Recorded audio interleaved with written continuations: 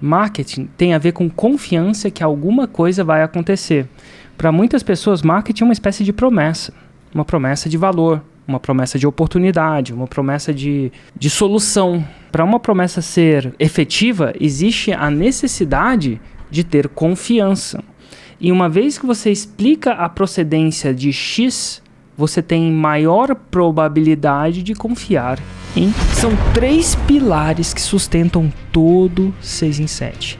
Lista, lançamento e produto. Aqui nesse podcast eu vou te mostrar onde deve estar o seu foco. Porque quando você foca naquilo que você tem controle, os resultados vêm no longo prazo. Porque o fato é o seguinte, a dor passa, mas o 6 em 7 fica. Seja muito bem-vindo ao podcast 6 em 7. Aqui nós discutimos as principais estratégias na sua jornada para o seu primeiro 6 em 7. Isso é, R$100 mil de faturamento em 7 dias. Eu sou o Thiago Batista. Eu sou o Gui Cardoso. E eu sou o Érico Rocha. E eu pensei que o Thiago ia falar, eu sou Lanterna Verde. Tá radiativo o negócio aqui, cara. Total, todo mundo 678, né? Muito massa. 678. E o tema de hoje é gatilho mental da procedência. Como aumentar a percepção de valor do seu produto. E antes da gente começar com as perguntas, Érico, a gente pegou uma definição do que é procedência no dicionário, né? Substantivo feminino. O primeiro ponto é procedência, origem. E o segundo ponto é pátria ou família de que se é oriundo. E o que procedência tem a ver efetivamente com marketing? Do que se trata esse gatilho? Nossa, uau. É o seguinte, marketing tem a ver com confiança. Marketing tem a ver com confiança que alguma coisa vai acontecer. Para muitas pessoas, marketing é uma espécie de promessa. Uma promessa de valor, uma promessa de oportunidade, uma promessa de solução. E então, para uma promessa ser efetiva, existe a necessidade de ter confiança. E uma vez que você explica a procedência de X, você tem maior probabilidade de confiar em X. Eu acredito que vai aumentar... como é que eu vou dizer assim? A gente vai falar de muita coisa que vai sustentar essa tese. Mas, uma vez que eu explico a procedência de X, eu tenho maior probabilidade que X seja confiável, que X tenha credibilidade, seja crédil, não sei se existe essa palavra. Crível, seja crível. Incrível, não. Seja crível. Então, é por isso que a gente aplica o gatilho mental da procedência, para aumentar a confiança em X, o que quer que seja X. E essa procedência, então, tem muito... idealmente, é bom que venha com uma história envolvida, assim, para Você pode sim usar o gatilho mental da história para explicar a procedência, mas não necessariamente é necessário. Não necessariamente você pode explicar a procedência sem história.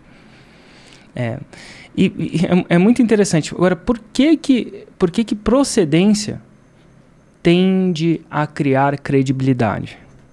Porque é o jeito que a mente funciona. A nossa mente, a sua, Lanterna Verde, a sua, a minha, a do Gui, a do Lusquinha e da galera que tá nos assistindo agora, tende a não ficar no presente. Ou a gente está no passado, pensando em alguma coisa que aconteceu no passado, ou a gente está no futuro, pensando em alguma coisa que vai acontecer no futuro. Agora é o seguinte, como é que a gente projeta o futuro? A gente projeta o futuro baseado no passado. A gente pega o nosso passado e coloca no futuro. Dá um exemplo. Vamos supor que lá, quando você tinha 15 anos, sua namorada te deu um fora e te trocou por um cara que tinha carro. E você criou essa história na sua cabeça que as mulheres gostam de cara que tem carro. Não é incomum as pessoas colocarem no futuro, isso vai potencialmente acontecer porque as mulheres gostam de carro que tenha carro. Não quer dizer que é verdade, mas crianças projetam isso. Vamos supor que quando você era pequeno, veio uma aranha e te mordeu. E aí você fala assim, meu Deus, todas as aranhas são perigosas. E aí você cria aquele trauma, e quando você vê uma aranha, assim como minha sogra vê uma aranha, eu não sei se ela lembra do trauma, mas ela provavelmente teve um trauma com a aranha. Talvez seja um trauma físico, talvez seja um trauma emocional, colocaram uma aranha perto dela, ou talvez seja lá qual for, e ela projeta esse trauma na frente. Então a gente projeta nossas atenções no passado, no futuro. Quando você vai contratar alguém, qual que é, eu falo isso que é a Anne, né, que é a minha mentora em relação à gestão de empresa, ela fala, qual que é o melhor jeito de você prever uma ação futura de um funcionário? Qual que é o melhor jeito? Vendo o histórico dele. O histórico, segundo ela, o histórico é o maior... Nossa, é o maior... Melhor jeito de prever, né? Melhor jeito de prever uma ação futura. Então, se uma pessoa já teve um histórico no passado, não quer dizer que ela vai ter no futuro, mas é o melhor jeito de prever no futuro. Então, se ela já teve problemas na polícia no passado, é mais provável que ela tenha problemas de polícia no futuro. Se ela teve excelentes resultados no passado, é o mais provável de ter resultados no futuro, porque o ar aceita qualquer coisa. Então eu falo qualquer coisa, mas os resultados passados são a melhor jeito de prever o futuro. E é assim que funciona a nossa cabeça. Então, ao explicar a procedência da coisa, você tende a dar plausibilidade e confiança. E nesse cérebro que projeta o passado no futuro, que é o nosso cérebro, que tende a projetar muitas vezes o passado no futuro, isso aumenta a credibilidade. Muitas vezes as pessoas esquecem disso. Então, quando o seu namorado, da sua filha ou do seu filho vem em casa e você quer saber se aquele... né, você criou aquela menina, olha, a Isabela. Você criou a Isabela com todo carinho e você quer o melhor para ela. Você não quer que aconteça. Que você vai, de vez em quando, sem saber, você vai querer... Se ela chega com o namorado em casa, você vai querer saber o quê? Pô, Da onde se conheceu, da onde ele vem, daquela coisa. Porque você, como pai, quer o melhor para sua filha e, eventualmente, você vai querer saber a procedência. É uma das primeiras coisas que, racionalmente ou irracionalmente, você vai querer saber. Para saber se você pode confiar ou não. Isso é engraçado. Tipo... Ou quanto você pode confiar. Não, muito legal. Inclusive, minha mãe chegou aqui em Brasília com a mão na frente e outra atrás e ela... sempre... Inclusive hoje é aniversário dela. Talvez seja por isso que eu tenha lembrado. Uma das maiores batalhas da vida dela sempre foi de, cara, vamos morar no melhor lugar da cidade porque é lá que vocês vão conviver com pessoas que de um mesmo nível social e que a nossa família vai ascender de certa forma, né? Entendi. Então, tem muita relação com essa questão de procedência, né? Que aí a pessoa vai estar convivendo nas mesmas escolas, enfim. E a síndrome da Bad Neighborhood Syndrome, né? Se você mora numa parte de uma cidade que é mais, vamos dizer assim, tem uma procedência ruim, tem uma fama ruim, você vai ter que constantemente se provar. E não tem nada de errado. Onde você mora não quer dizer quem você é. Mas se você vem numa comunidade um pouco mais complicada, você vai ter um trabalho para se provar. Você tem um trabalho a mais para se provar. E é provar a sua reputação. Então, se você anda só com traficantes, por exemplo, e você não é um traficante, né, mas você anda só com traficantes, você vai ter que dar um trabalho para provar que você não é um traficante. Porque... é um trabalho a mais, o que é diferente de uma pessoa que não é um traficante e não anda com traficantes. Ela não tem esse trabalho. Mas a procedência é importante. E hoje em dia está muito mais fácil ainda de ascender socialmente, né? A pessoa com a internet aprende inglês, aprende a programar, ela consegue prestar serviço para Londres, vamos supor. Total, hoje em dia é muito mais fácil, não né? Não precisa nem aprender inglês, aprende a lançar. Aprende a lançar, por exemplo. Aprende a lançar. Não precisa nem aprender a programar também. E, Érico, engatando aí nesse assunto de procedência de família, etc. A procedência, o gatilho mental da procedência, para ele funcionar, ele tem que ser algo que tem a ver com uma nobreza ou não necessariamente? Não, ele tem que dar plausibilidade. Então, vamos lá. Existe uma primeira parte de um processo de lançamento para você fazer um 6 em 7 é apresentar uma oportunidade. Essa é a primeira parte. Então, se a pessoa não vê uma oportunidade, ela nunca vai comprar um produto. O produto, senão, não é visto como uma oportunidade. Então, há uma oportunidade. Potencialmente é uma oportunidade que não está tão disponível assim. É uma oportunidade, vamos dizer, que certamente escassa, por algum motivo ou outro. Porque se ela estivesse sempre disponível para todo mundo do mesmo jeito, ela não seria uma oportunidade, né? Então não teria valor, coeficiente de valor dela. Então a intenção dela é como é que essa oportunidade caiu na sua mão. Por exemplo, vamos supor que você tem eu vou explicar fora de lançamento. Vamos supor que você tem uma pintura do Van Gogh. E aí você queira vender essa pintura do Van Gogh por, sei lá, 30 milhões de dólares, 100 milhões de dólares, não sei. E aí vamos supor que você encontra lá o Lusquinha aí, é um colecionador de Van Gogh, é um bilionário, menino só sabe isso. Edita vídeo por hobby. O que ele vai chegar e falar? A primeira coisa que ele vai chegar para você. Existe uma oportunidade. Você tem um Van Gogh, Lusquinha, bilionário, quer comprar o Van Gogh e vai fazer uma tatuagem Van Gogh no braço. Mais uma. E aí ele vai falar o quê? Primeira coisa que ele vai perguntar para você é como é que esse Van Gogh apareceu na sua mão. Inclusive tem um documentário na BBC de um Van Gogh, né, da BBC não, no YouTube, né, digita BBC, YouTube, de um cara que alega ter um Van Gogh na mão. Só que você sabe que quem determina se é um Van Gogh ou não é um instituto que é feito pela família, então a família certifica ou não se é um Van Gogh ou não. E porque imagina quantas cópias não devem ter. É verdade. E o documentário é ele tentando provar que aquele era um Van Gogh. Mas a primeira coisa que nesse processo de provar é como é que essa parada veio parar na sua mão. É uma coisa que você tem que explicar muito bem. Tem que ter uma boa procedência. Isso vai ter mais credibilidade se você tiver meu Van Gogh era meu tio. Opa! Se o Van Gogh era o seu tio, é mais provável que ele tenha caído na sua mão que se fosse uma lanterna verde ali. Lanterna verde. Mas enfim, então assim, procedência é importante. Então a história da procedência tem que ser uma história boa, ruim, nobre ou não. Pode ser que você fosse um mendigo e, sabe, o rei deu Van Gogh pra você porque você era um melhor. Ele estava numa época, tinha meditado bastante, tinha grato, queria fazer uma caridade, deu Van Gogh. Saquei. Tem várias histórias do Banksy, que é um grande artista de rua, que inclusive é um dos meus prediletos, que ele, na hora de... O que ele foi? Foi para um mercado de Londres, botou os quadros dele, na verdade, as artes dele, né, os prints dele, e reais, e vendeu a 100 libras. E aquela parada valia milhares de libras. Sério? E ele fez isso lá e a galera não queria comprar, né? Demorou para vender. Olha só. O próprio Banksy. Pinturas originais. É que não é pintura, né? É arte de rua. Originais ele vendeu. Quem comprou se deu muito bem. Mas ele queria criticar o fato. Agora, o Banksy pode fazer isso? Pode, porque ele é o Banksy. É aquele era o original do Banksy? Era o Banksy. A pessoa que comprou esse negócio vai ser mais fácil vender? Vai, porque ela tem uma história. É o seguinte, como é que isso foi na minha mão? Como é que aconteceu? Aqui tá a reportagem. O Banksy foi lá, comprei na mão do Banksy. Sou eu essa pessoa, então tem uma procedência. E aí vai. Então a procedência não tem que ser nobre não, mas tem que explicar e ser plausível. Excelente. Érico, eu lembro, acho que foi a primeira vez que você falou do gatilho mental da procedência. Você lembra quando foi? Eu não sei, eu não lembro quando foi a primeira, mas eu já lembro várias vezes. Eu acho que foi no primeiro Fire. Eu falei lá também, gravei um vídeo, né?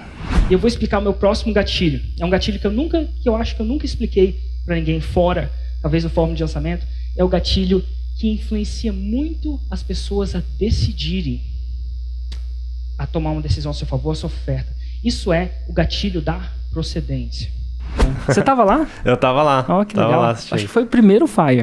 Acho que foi o primeiro Fire. 5 anos atrás. Exatamente. E como você usa hoje o gatilho mental da procedência? Toda vez que eu vou mostrar uma oportunidade, eu vou explicar a procedência. Então lembra que são gatilhos que disparam gatilhos. Para mim, disparou um gatilho, tem gente que fuma. Tem gente que fuma e o gatilho para fumar é depois do cafezinho. Né? O cara toma um cafezinho, sente que ele dispara, quer fumar. E nos filmes, né, em Hollywood, o portrait da fumada e depois do sexo. O cara tem sexo, aí é clássico o cigarrinho.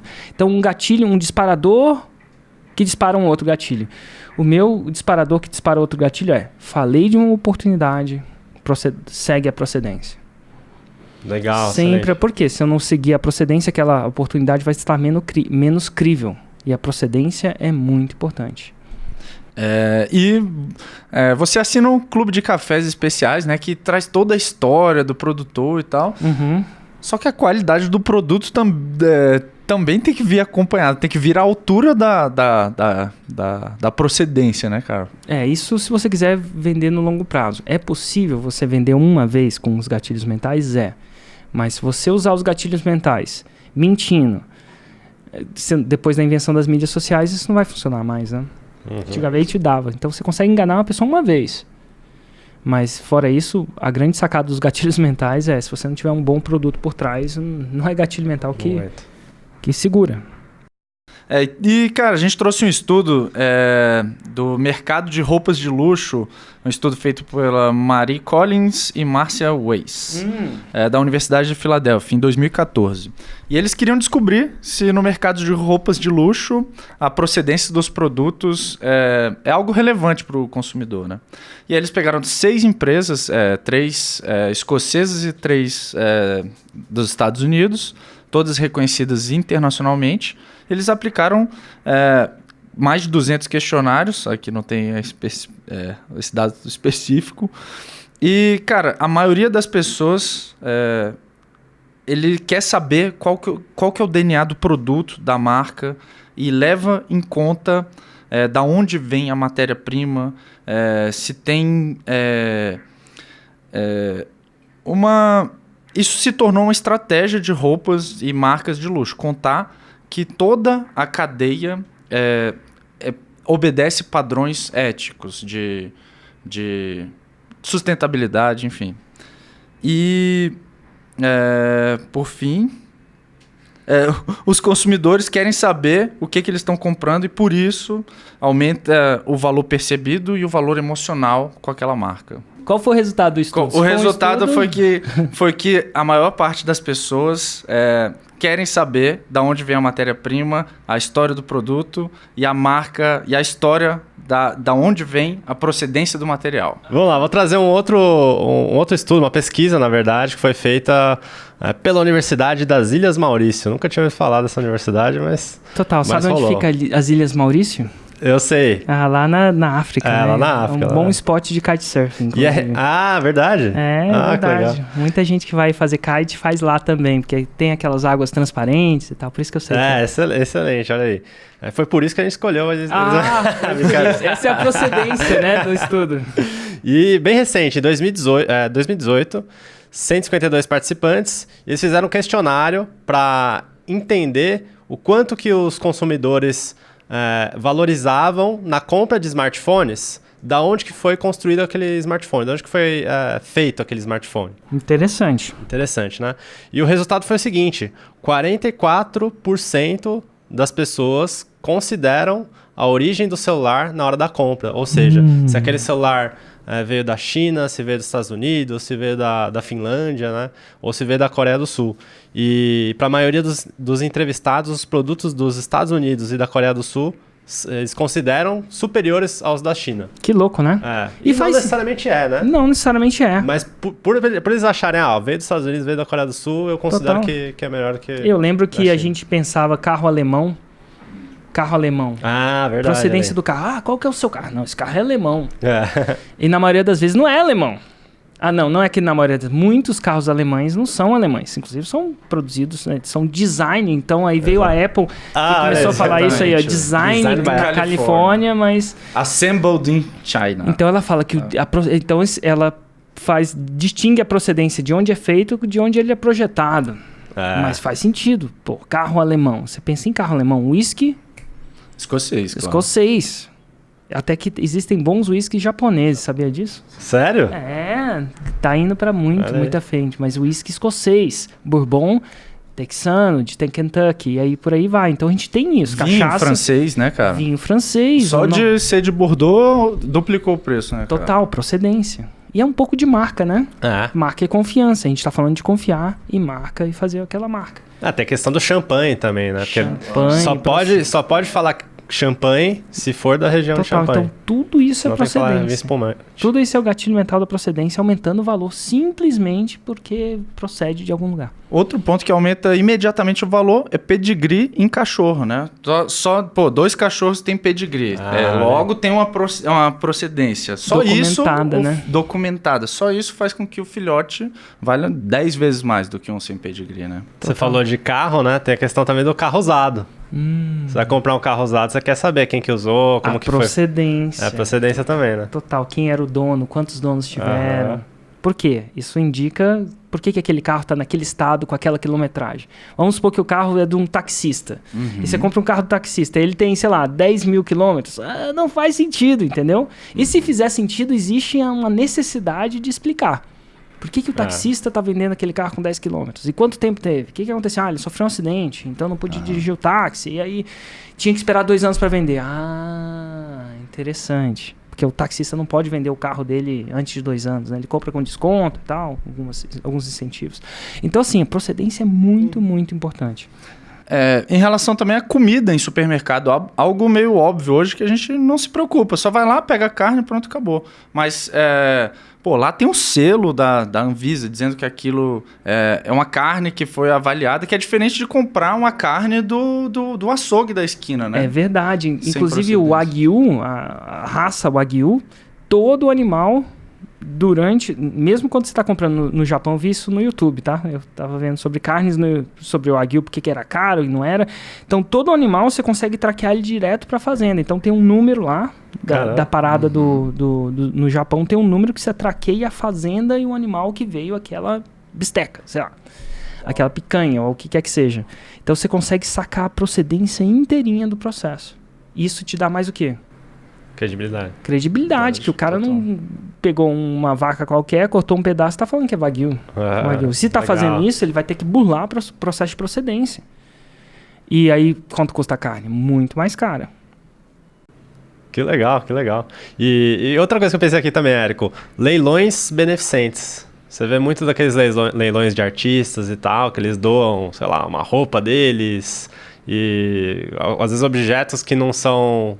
por si só caros, mas por ser objetos que eles usaram, tendem a sair por valores muito grandes. Total.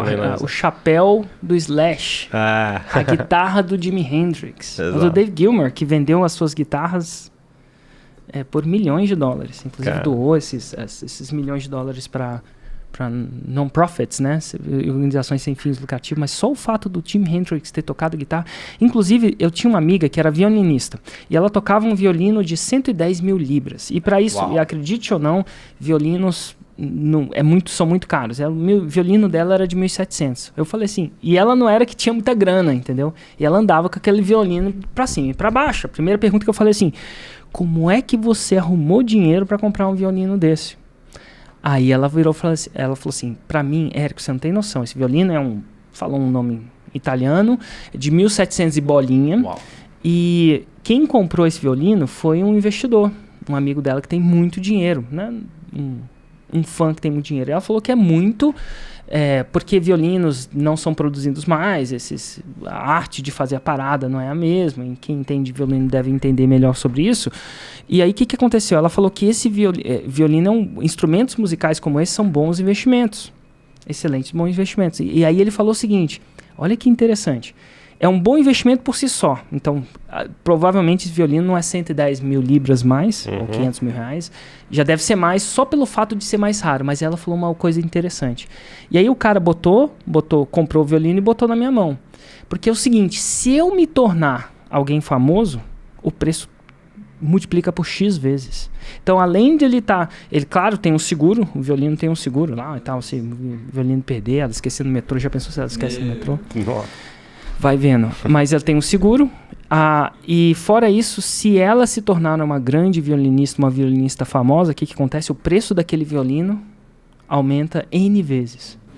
Então, o que o cara fez? Além de ganhar pela procedência e pela escassez, ele bota pela probabilidade dela se tornar uma boa violinista, uma violinista conhecida. E aí ele pode ganhar ainda muito mais. Que legal, que legal. Bora investir em violino? Alto risco, né, cara? E em lançamentos, além de história, onde que a gente aplica a procedência? Sempre. Sempre que a gente fala de oportunidade. Falou de uma oportunidade, aplica a procedência. Explicou... Toda vez que você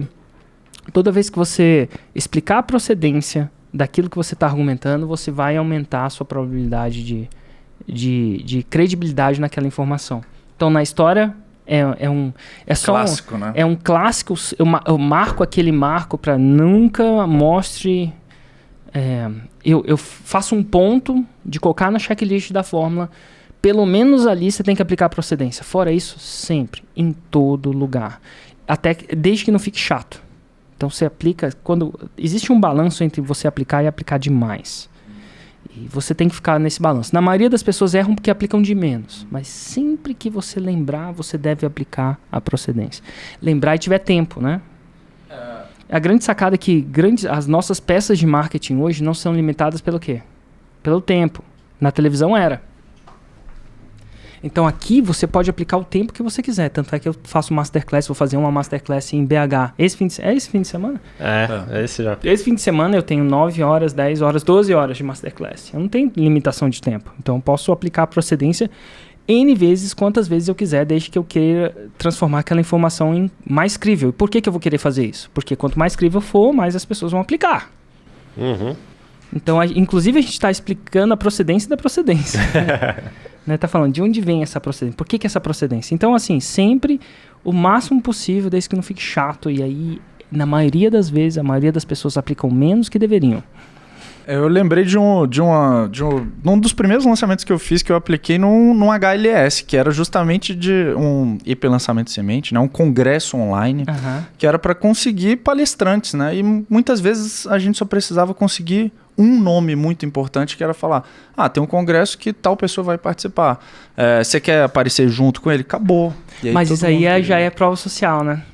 Já não é procedência. Você não está explicando a procedência do processo. Já era prova social, tem razão. Os gatilhos mentais, eles se confundem, né? Mas aí ele fala assim, eu quero aparecer onde ele está aparecendo. Inclusive, se você tivesse 10 caras fazendo, ou prova, né? Quiçá prova. Se era um cara só, era só prova. A procedência seria, talvez, contar a história dele. Como é que surgiu como é que surgiu como é que surgiu esse congresso? Verdade, tem razão. A procedência do congresso. Ó, Vinícius Freitas, do Galera Raiz aqui, perguntou: o gatilho mental da procedência seria um subgatilho do gatilho mental da história? Não existe subgatilho, não. Todos os gatilhos são gatilhos. Você pode combinar gatilhos, mas não. Você não explica a procedência só contando uma história. É muito bom explicar a procedência contando uma história. Né? Você pode contar uma história, mas não necessariamente. Você pode fazer a procedência sem contar uma história. O próprio exemplo do Design by Apple em Califórnia, você está dando uma procedência sem história. Sem história. Não tem história nenhuma, né? Exatamente. Ou eu falo assim, o negócio surgiu agora. Tem pouca história. Ou quase nenhuma história. Uma descrição de um fato no passado. História tem personagens. História tem altos e baixos. Tem desafios. Tem intenção e obstáculo. Então, uma história é um pouco mais complexa do que simplesmente design em Califórnia. Made in Brasil. Ô, Érico, uma objeção clássica, principalmente quando você vende um produto que promete ganhos financeiros, é de que, se isso dá certo, se isso dá tanto resultado, se dá para ganhar tanto dinheiro, por que você não guardou para si? E uma forma de bater essa objeção é através da procedência, né? Total. Como é que você bateria ela? Então, uma coisa é, você traz a história, você traz a procedência daquela oportunidade, a pessoa entende que, olha, você está usando essa oportunidade não só para si, mas faz sentido de onde você vê, você está trazendo para mais pessoas. Porque alguém trouxe para você. Se alguém trouxe para você, né? Ficou tão claro. Você achou que ficou claro aí? O que você acha, Thiagão? Ele levantou a bola, né? Agora ele falou assim, e aí? Vou pegar o exemplo da própria fórmula, certo? Uma procedência da fórmula que você aprendeu essa mesma estratégia nos Estados Unidos. Então já existia uma pessoa que ensinava isso para outras pessoas. Certo. Né? Lá, que é o Jeff Walker, que criou a forma de lançamento. Então, o que você fez foi apenas trazer esse conhecimento, né? Não apenas, né? Mas o intuito foi trazer esse conhecimento para o Brasil e expandir isso aqui também no país. Então, eu entendo qual que é a procedência de onde que veio a forma de lançamento. Você entende a procedência, mas ela não explica o fato de por que eu não guardei ela só para mim. Não explica, mas é um início. É o início, mas não explica. Então, a sua vamos dizer assim, a sua tese inicial é, Érico, como é que você resolve essa objeção? Se essa coisa é tão boa, por que você não guardou só para você? Por que você não usa ela só para gerar dinheiro para você? Aí você falou o seguinte, a procedência vai resolver essa objeção. Mas não resolveu. Não resolve, mas não resolveu. Agora você levantou uma bola. Como é que resolve essa objeção? Então, a grande pergunta é, a resolução de objeção sempre parte de uma... A melhor resolução de uma objeção sempre parte de uma... De um quê? De uma verdade. Perfeito. Então eu tenho que começar a procurar de mim de uma verdade. Então você não resolve a objeção inventando uma história ou explicando uma procedência. Você resolve uma objeção contando uma verdade. E aí eu posso contar a minha verdade. E aí eu já não uso o gatilho mental da procedência, eu uso o gatilho mental da razão. A minha verdade era o seguinte, eu estava lá, e agora eu vou usar o gatilho mental da história para explicar minha verdade. Mas vamos lá. A minha verdade é o seguinte, eu estava lá fazendo dinheiro, fazia 2,5 milhões por ano. Para mim, isso era muito dinheiro. Tinha 2 funcionários no ProLeilões. Passei a minha empresa, o Hugo começou a tomar parte de quase toda essa empresa. Depois que ele começou a tomar parte de quase toda essa empresa, eu comecei a fazer o quê? Quase nada. Então, o que eu fazia? Eu surfava e tomava caipirinha em Balneário Camboriú. Fiz isso por mais ou menos uns 6 meses. E eu achava que isso era a minha vida. Eu juro por Deus que eu achava que isso era a minha vida. Depois de uns 6 meses para tanto, o que eu comecei a ficar fazer? O que começou a acontecer comigo? Ficou com tédio, né, velho? Eu comecei a ficar com tédio e uma semi-depressão. A vida que eu achava que eu queria não era a vida que eu achava que eu queria. Eu falei assim, nossa, eu não quero ficar tomando caipirinha e ficar surfando o dia inteiro. Eu sei que tem gente que ama fazer isso, só que eu descobri, ao aplicar, que eu não amava. E aí eu falei assim, meu Deus, que bosta. Tenho dinheiro, tenho isso e estou em semi-depressão. Isso é, estou em tédio, não tô feliz. Não acordo um dia, uau, que massa. E aí eu falei assim, eu descobri que eu tenho que fazer alguma coisa. Eu vou fazer alguma coisa. E aí chegou, aí eu venho nesse processo, mas o que eu vou fazer, já que essa parte já está sendo tomada?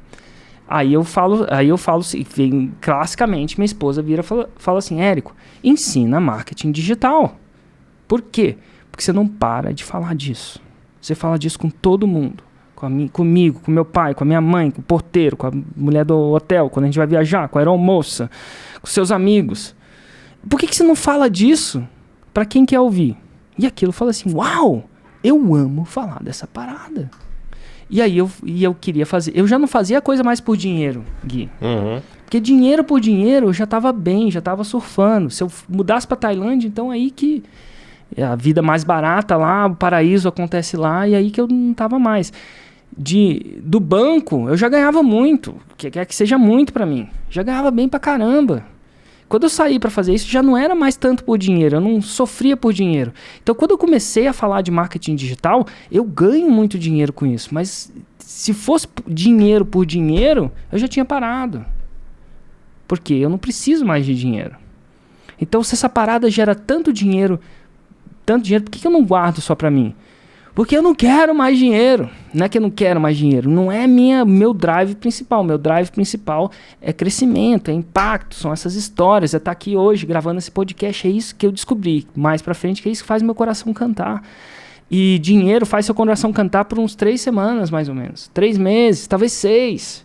Até você falar, meu Deus, dinheiro é que nem ar. Se você não tem o bastante, você respira ele e procura o tempo inteiro. Mas se você tem o bastante, você para assim, eu não vou querer. Se você tá com bastante ar, você fala assim, como é que eu respiro mais ar? Não tem. E aí você começa a usar o que você curte fazer. E essa parada é o que eu curto fazer. É uma boa justificativa? É uma boa justificativa. É uma boa justificativa para mim. Mas não é necessariamente uma boa justificativa para outra pessoa. Eu não consigo ensinar a outra pessoa a resolver essa objeção, desde que seja verdade. Por que eu tô falando isso? Porque é verdade. Então, eu explicar a procedência não necessariamente gera aquilo, mas a razão gera. Por quê? Porque é verdade. E uma estratégia baseada na verdade é sempre poderosa. Então, qual que é a verdade? Então, às vezes, a sua verdade é, não, Érico, eu estou fazendo isso só para ganhar dinheiro. E aí vai colocar uma historinha na frente da sua audiência e aí a sua audiência saca essa historinha. Então, essa é a diferença de você iniciar, resolver uma objeção e resolver aqui. E eu lembro falando dessa questão de procedência, verdade, ser confiável, eu lembro do Jobert falando que desde o primeiro minuto confiou em você lá no evento ao vivo do Fórmula, porque você estava com a sua família, você estava com a sua família no palco. Quando você quer dar golpe em alguém, você não leva a sua família. Você deixa a família em casa, né? Eu fico pensando se isso é procedência. Eu não sei se é procedência, não.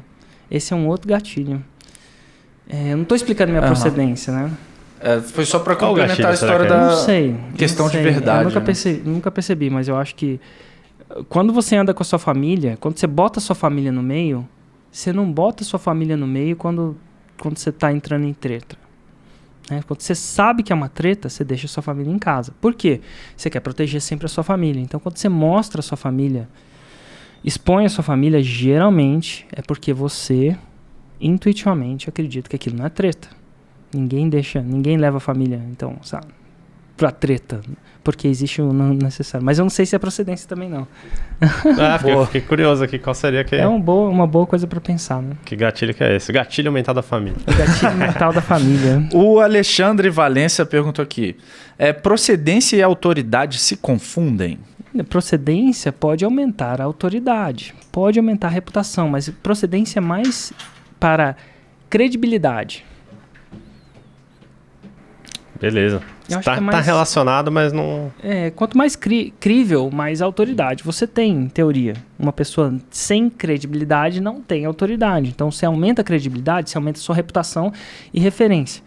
Mas não necessariamente é uma coisa. Uma coisa não necessariamente é igual a outra. Uma coisa contribui para outra, uma autoridade contribui para a procedência contribui para a autoridade, mas do mesmo jeito que às vezes escassez... Vamos lá. Do mesmo jeito que reciprocidade contribui para a autoridade, e a autoridade contribui... Não sei se contribui para a reciprocidade, não, mas é mais ou menos isso. Uma coisa contribui para a outra, história contribui para procedência. Aumenta a capa... Uma história diferente de uma procedência. Eu lembrei o que aconteceu essa semana lá no México. Tem uma situação que aconteceu que faltou o gatilho da procedência e por ter faltado o gatilho dessa procedência me salvou de ser enganado. Fala mais sobre isso. Foi o seguinte, a gente estava lá no México visitando as pirâmides de Teotihuacan. Tava visitando as pirâmides. São pirâmides que na verdade não são pirâmides. Fala mais sobre isso. Nenhuma pirâmide diz que é pirâmide, né? Tá vendo? Todas as pirâmides falam que não são pirâmides. Exato. Lá não é pirâmide porque a pirâmide ela tem o topo pontudo. E lá não é pontudo, é um templo, né? Eles chamam de pirâmide, mas é um templo. Mas é a pirâmide, mais uma pirâmide que não é pirâmide. Exatamente. Aí beleza, a gente foi visitar lá. Tava lá por conta do Insider espanhol, né? Versão espanhol.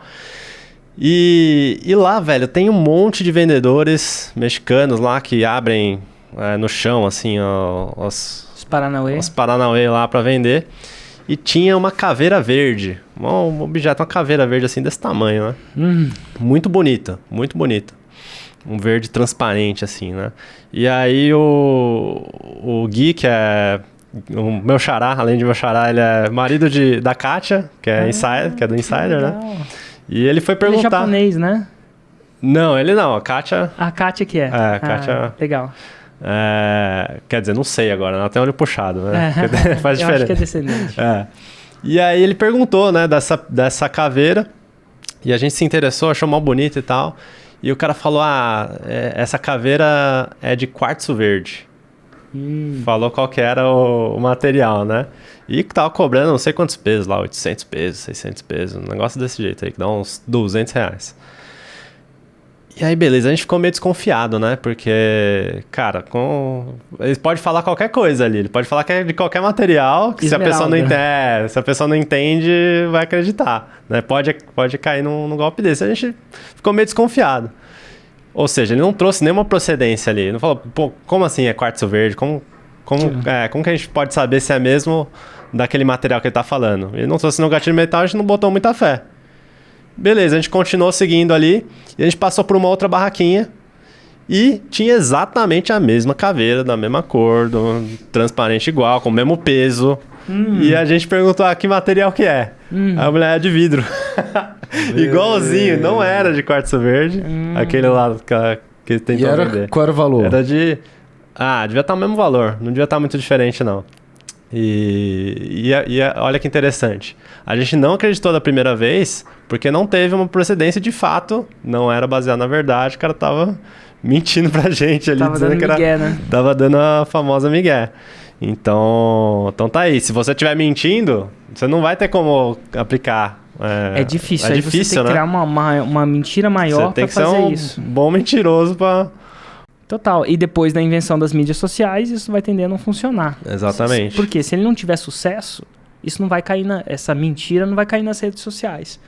Mas depois que ele tiver sucesso e escala, eventualmente cai nas redes sociais. Então, mesmo que ele quisesse usar o gatilho mental de uma procedência mentirosa, o dia que ele vender muita caveira, vai sair, vai ficar vai ficar notório, vai começar a ser observado, e aí que começa o processo do efeito colateral de você ter mentido. E é uma merda, porque eu ficava mega desconfiado.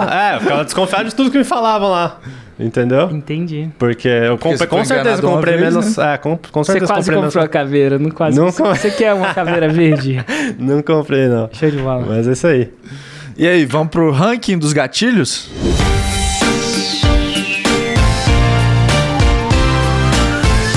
Beleza, então. Vamos ver onde que vai encaixar o gatilho mental da procedência aqui, Érico. Então aqui, já tá aí, já tá com você. Deixa eu só pegar uma caneta aqui. Vai lá. Então, retomando aqui, em primeiro lugar, reciprocidade. Segundo lugar, história. Terceiro, autoridade. Depois, prova, antecipação, escassez, prova social. E, em oitavo lugar, gatilho mental da familiaridade. Vou encaixar a procedência no terceiro lugar, acima da autoridade. Acima da autoridade? Acima da autoridade. Uou. Reciprocidade, história, procedência, autoridade. Acho que é difícil numa fórmula de contar uma história sem usar a procedência. Uau. Principalmente se a oportunidade que você vai trazer é muito bom demais para ser verdade. Você tem que explicar a procedência. Na minha opinião. Uau, fiquei surpreso aí pela posição. Eu também. Mas é o que vem na minha... Esse ranking fictício é o que vem na minha cabeça. Muito massa isso aqui, porque toda vez que a gente faz esse ranking, pelo menos a gente revisa os gatilhos mentais. Reciprocidade, história, autoridade, prova, antecipação. E revisar uma coisa aumenta a nossa capacidade de absorção, né? Principalmente se a gente faz isso espaçadamente. Então, quem tá vendo o podcast 6 em 7, todos os capítulos tá tendo essa revisão espaçada. E cada vez mais vai tender a enraizar esses conceitos. Excelente, excelente. Beleza, galera. Isso aí. Esse foi o podcast 6 em 7. Eu sou o Gui Cardoso. Sou o Thiago Batista. Eu sou o Érico Rocha. Valeu.